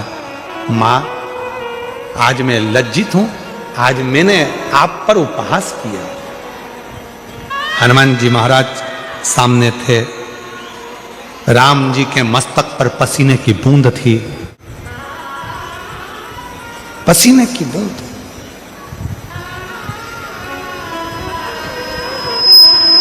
हनुमान जी बोले, मैं प्रभु राम जी के लिए जल लेकर आ। अंजना जी ने कहा, जल लेने तुम क्यों जाओगे? स्वयं मां नर्मदा जी का आह्वान किया माता अंजना ने, और मां नर्मदा जी कल कल करती बहती हुई आती हैं, और जो दूध की धार माता अंजना ने दी थी उस नदी से, दूधी नदी से माता अंजना के सम्मुख में नर्मदा मैया का संगम होता है, जहां पर भगवान राम जी ने जल का आचमन किया है। और जो आचमन राम जी ने करा, आज भगवान राम जी ने कह दिया, मां ये स्थान अब कहीं नहीं जाएगा। दुनिया के लोग जब मां नर्मदा जी की परिक्रमा करेंगे तो इस दूधी नदी के तट पर नर्मदा का संगम होगा। इस संगम का जो दर्शन करेगा वो अपने जीवन में शिव तत्व को प्राप्त करेगा, ऐसा भगवान राम जी ने वर दे दिया। आज भी जब नर्मदा जी की परिक्रमा करने वाले जाते हैं और वन क्षेत्र में भ्रमण करते करते दूधी नदी के पास में पहुंचते हैं तो वहां नर्मदा और मां नर्मदा और दूधी नदी का संगम हुआ है, जहां शिव की आराधना लोग करते हैं और शंकर की भक्ति को प्राप्त करते हैं। शिव भक्ति ये कोई साधारण संवाद नहीं है। शिव महापुराण की कथा कथी है, भगवान शंकर का पवित्र चरित्र कथा है। जीवन में जिसने अपने शिव तत्व को प्राप्त करा, जैसे एक बार ब्रह्मा जी के मन में संशय उत्पन्न हो गया। ब्रह्मा जी को लगा कि सब सृष्टि मैंने निर्माण करी है, सारी सृष्टि मैंने बनाई है, सब कुछ मेरा बनाया हुआ है, इसमें किसी का कुछ नहीं है। तब उनके संशय को मिटाने के लिए भगवान शंकर शिवलिंग के रूप कुबेरेश्वर धाम पे रुद्राक्ष मिलता है। वो रुद्राक्ष को पानी में गलाओ, शिव जी को जल चढ़ाओ, उस पानी को पिलाओ तो उससे आराम लगता है, ऐसा मैंने सुना है। ना जाने कौन रिक्शे वाला था, मेरे पापा को और मेरे पति को बताकर चले गया, जो बाहर हॉस्पिटल के रो रहे थे। तभी मुझे घर छोड़ा और मेरे पापा और मेरे पिताजी मेरे पति दोनों ही सीहोर पहुंच गए। 1 नवंबर को रुद्राक्ष लेने सीहोर गए, 3 नवंबर को वो लेकर आए और हमने उसको गलाकर शिव को चढ़ाना और उसका पानी पीना प्रारंभ करा। बाबा आप कहते हो कि बेलपत्र नंदी के पास बैठकर शंकर की चढ़ी हुई बेलपत्र को खाओ। मैंने खाना प्रारंभ करा। बाबा से कहा, बाबा हमारे पास में इतना धन नहीं है कि हम कैंसर का इलाज करा सकें, ये तो वो बीमारी है जिसमें पैसा लगता है, हम गरीब को कैसे दे दी बाबा, कुछ तो कृपा करो। हम नहीं जानते थे कि आपके रुद्राक्ष की इतनी महत्वता है सीहोर के, जिसका जल पीने से रोग मुक्त होता है। जल पीना प्रारंभ करा। दूसरी बार मुंबई में फिर वापिस पहुंचे डॉक्टर को दवाई दिखाने के लिए। डॉक्टर ने चेकअप करना प्रारंभ करा और रिपोर्ट निकाली तो रिपोर्ट में पता चला कि मेरे शरीर की सारी रिपोर्ट नील थी और मेरे शरीर में कोई कैंसर नहीं था। मैं यहाँ प्रणाम करने के लिए आई हूँ, बाबा को नमन करने के लिए यहाँ पहुंची। कहीं बैठी हो, मेरा नाम मनीषा गणेश चौहान है, कहीं बैठे हो तो आ सकती हैं। एक पत्र और बड़ा सुंदर है। गुरुजी मेरा नाम रेखा सुनील जोशी है, मैं बारडोली बाबेन गांव की रहने वाली हूँ। मेरा मोबाइल नंबर ये है। मेरी शादी को 20 साल हो चुके थे पर मुझे संतान का सुख प्राप्त नहीं था। कहीं बैठे हो तो आ सकते हैं और बच्चा हो तो उसको भी लेकर आ सकते हैं। संतान का सुख नहीं था। फिर मैंने आपकी कथा 2022 से सुनना चालू करा और मैंने 5 बार पशुपति व्रत किया, आंकड़े की जड़ का उपाय 5-6 बार किया। पर बाबा आप कहते हैं ना 1 लोटा जल सारी समस्या का हल। मैंने मंदिर जाना नहीं छोड़ा। जब मैं धूलिया गांव में आपकी कथा सुनने के लिए आई, पंडाल में बैठी और वहीं पर वहां की मिट्टी को मैंने अपने गर्भ में लगाना प्रारंभ करा। बाबा की ऐसी कृपा हो गई गुरुदेव, 16 अगस्त 2025 को बाबा की कृपा से 20 साल के बाद मेरे घर में पुत्र रत्न की प्राप्ति हुई है। मैं बाबा को यहाँ प्रणाम करने के लिए आई हूँ। शिव शिव है, शंभु शंभु है। और एक पत्र और है।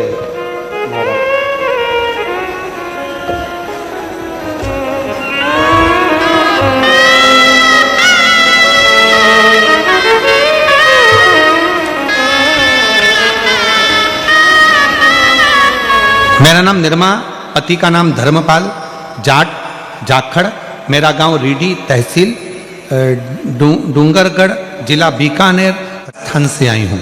कहीं बैठी हो तो हाथ हिला सकती हैं और अगर बैठी हो तो बच्चों को ला सकती हैं। शादी के कई वर्ष निकल चुके थे, संतान का सुख नहीं था, सारे डॉक्टरों का इलाज करवाया। जब औलाद नहीं हुई तब आखिरी में जनवरी के महीने में जब 2025 में शिव महापुराण की कथा सूरत में हुई, वहां बैठकर हमने बाबा से प्रार्थना करी और वहीं की मिट्टी को अपने गर्भ से लगाया। बाबा की कृपा से ऐसी बाबा ने करुणा कर दी और बाबा की कृपा से 2025 में ही अक्टूबर के महीने में बाबा ने करुणा कर कर मुझे जुड़वा 2 पुत्रों का जन्म मेरे घर में हुआ है। मैं बाबा को प्रणाम करने के लिए आई हूँ। कहीं पर बैठे हो तो अपने बच्चों को लेकर आ सकते हैं।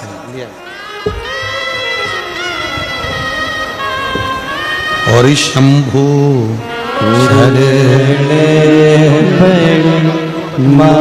27 साल के बाद जुड़वा बच्चे हुए हैं। एक बार जोरदार ताली बजाओ। दया करीने दर्शन आपो शंभो शरणे। जोरदार ताली बजाएं। 27 वर्ष के बाद हूं मैं बाबा की कृपा से। दुख काटो दया करीने दर्शन आपो शंभो शरणे। बड़ी मांगो घड़ी रे घड़ी दुख काटो दया करीने दर्शन आपो। जोरदार ताली बजाएं। 27 साल के बाद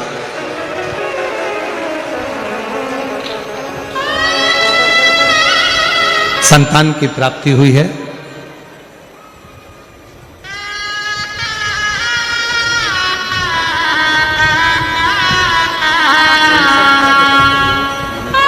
आप ही को बेटी को कैंसर हो गया था। इस बहन को पैसा नहीं था, 2 लाख रुपए लगना थे। शिव जी के मंदिर के पति और पिता हॉस्पिटल के बाहर खड़े होकर रो रहे थे कि मेरी बेटी को कैंसर हो गया, पैसा नहीं है। एक रिक्शे वाला आकर बोला कि सीवर वाला बाबा कथा करता है, एक बार रुद्राक्ष का जल दो। गए पति और इसको छोड़ा बहन को घर पर। पति और पिता दोनों सीहोर पहुंच गए, रुद्राक्ष लाए, पानी में गलाकर बहन ने पीना प्रारंभ करा।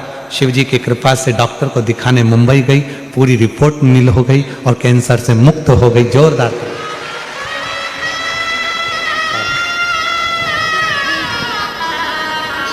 मेरा तू ही तो हमदर्द जिसे हर दर्द कहना हो। मेरा तू ही तो हमदर्द जिसे हर दर्द कहना हो। शिव से प्रार्थना कभी खाली नहीं गई। भगवान शिव की आराधना कभी खाली नहीं गई।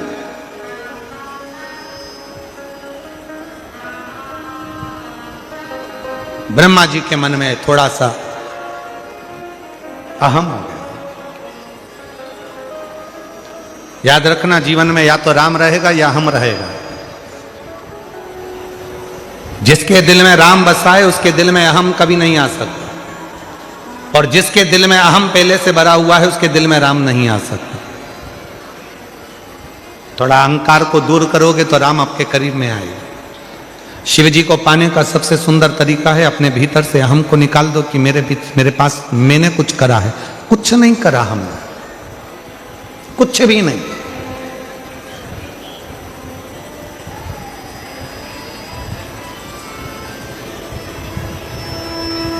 कुछ भी नहीं।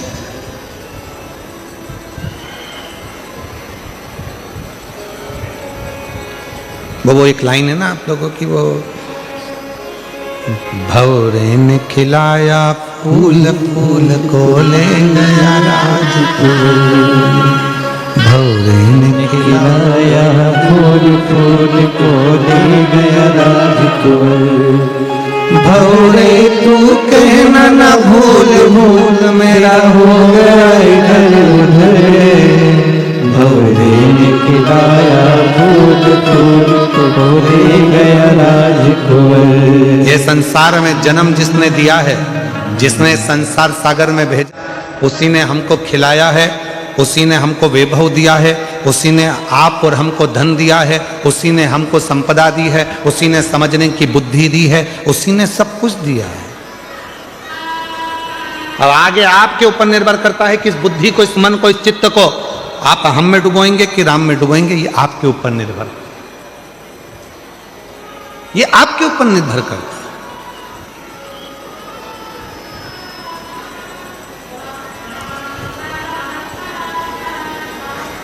ये बुद्धि, ये चित्त, ये वृत्ति हमारी कहां जा रही है? ब्रह्मा जी के मन में अहंकार आ गया। ये पूरी सृष्टि का निर्माण मैंने करा, और जैसे ही ब्रह्मा जी के मन में अहंकार आया तो भगवान विष्णु ने समझाया, पर ब्रह्मा जी मानने को तैयार नहीं थे कि सब कुछ बनाने वाला शिव है, रचने वाला शिव है, संहार करता शिव है, निर्माण करता शिव है। ये ब्रह्मा जी को समझाए कौन? कौन कौन ज्ञान दे, कौन समझाए?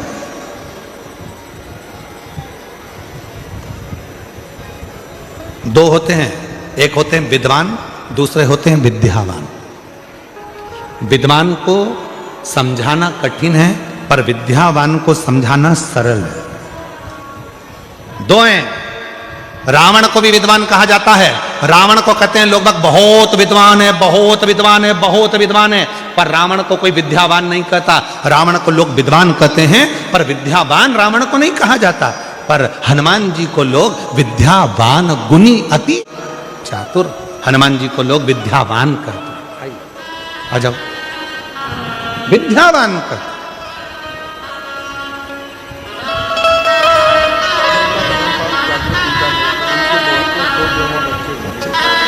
जोरदार ताली बजाएं। बीकानेर से हैं, बहू नहीं आई है, बहू को 2 जुड़वा बच्चे हुए हैं। एक बार जोरदार ताली बजाकर साधुवाद करिए। कई सालों के बाद संतान का सुख बाबा ने दिया है। ये दोनों बच्चे ले, ये दोनों बच्चे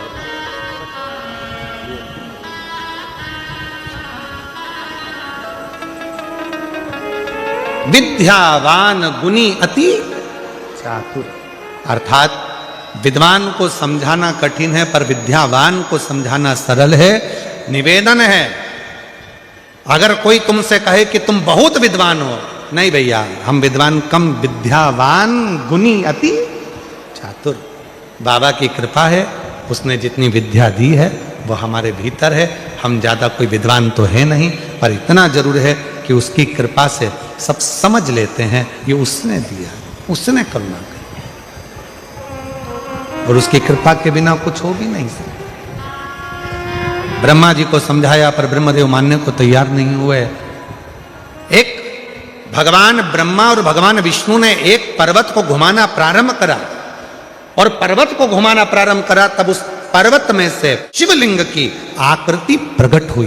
प्रथम शिवलिंग का निर्माण भगवान ब्रह्मा और भगवान विष्णु ने किया, और प्रथम शिवलिंग जब प्रकट हुआ तो उसमें से आकाशवाणी हुई, हे ब्रह्मा, तुम मुझे समझ नहीं पा रहे हो, इस सृष्टि का पालन करता, संहार करता, संचार करता सब में हूं।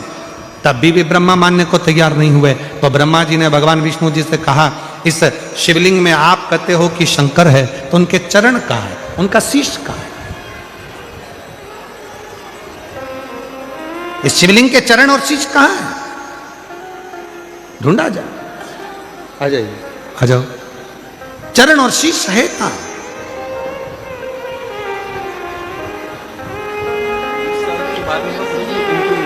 अच्छा, इनकी बेटी के घर में बच्चा 20 साल के बाद हुआ है। जोरदार ताली बजाकर स्वागत करें। बच्चा भी यहाँ आया नहीं है, छोटा है इसलिए।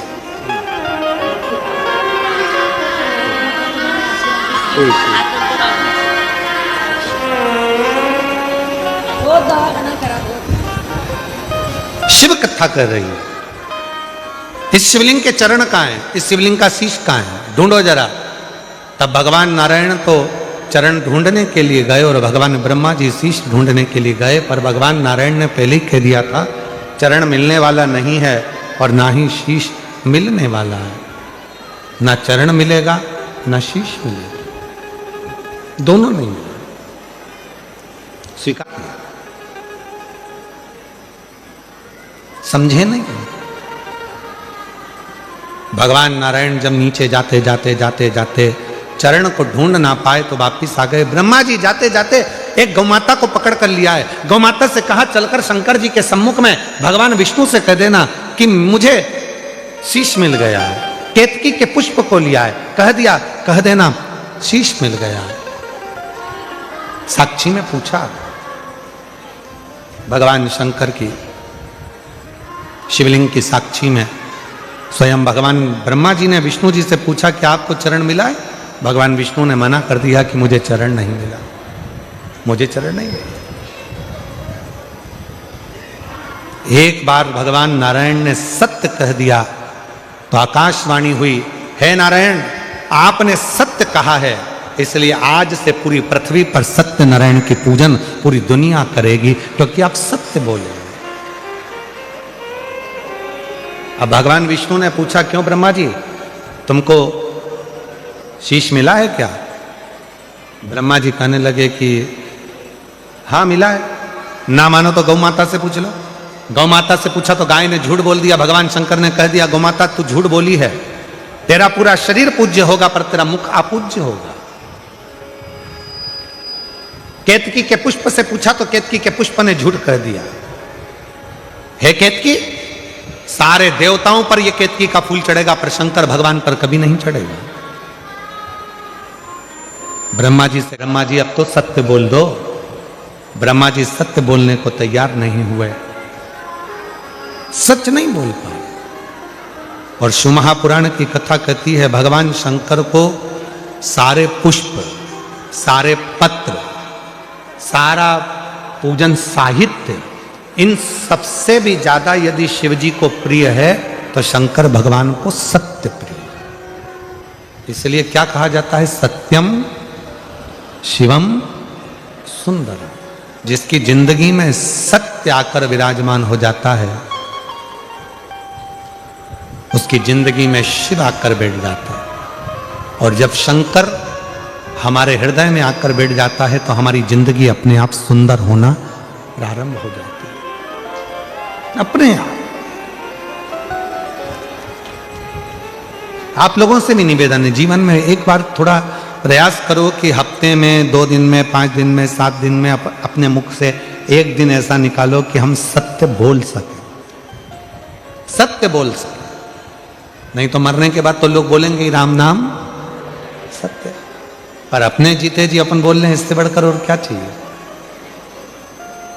सत्य बोलिए।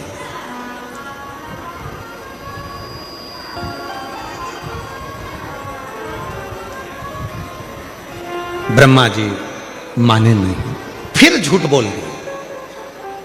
शिव जी ने अपने पांव के अंगुष्ठ से नख बाहर फेंका, काल भैरव को प्रकट कर लिया। काल भैरव से कहा, इस ब्रह्मा का सिर काट दो। काल भैरव ने चीटी उंगली का नख तोड़ा, फेंका ब्रह्मा जी के सिर को काटने के लिए। और जिस मुख से ब्रह्मा झूठ बोल रहे थे, फेंकते से ब्रह्मा जी का सिर कट गया, लुढ़कता गया, रक्त बहने लगा। उस रक्त से कर्मनाशा नदी प्रकट हो गई।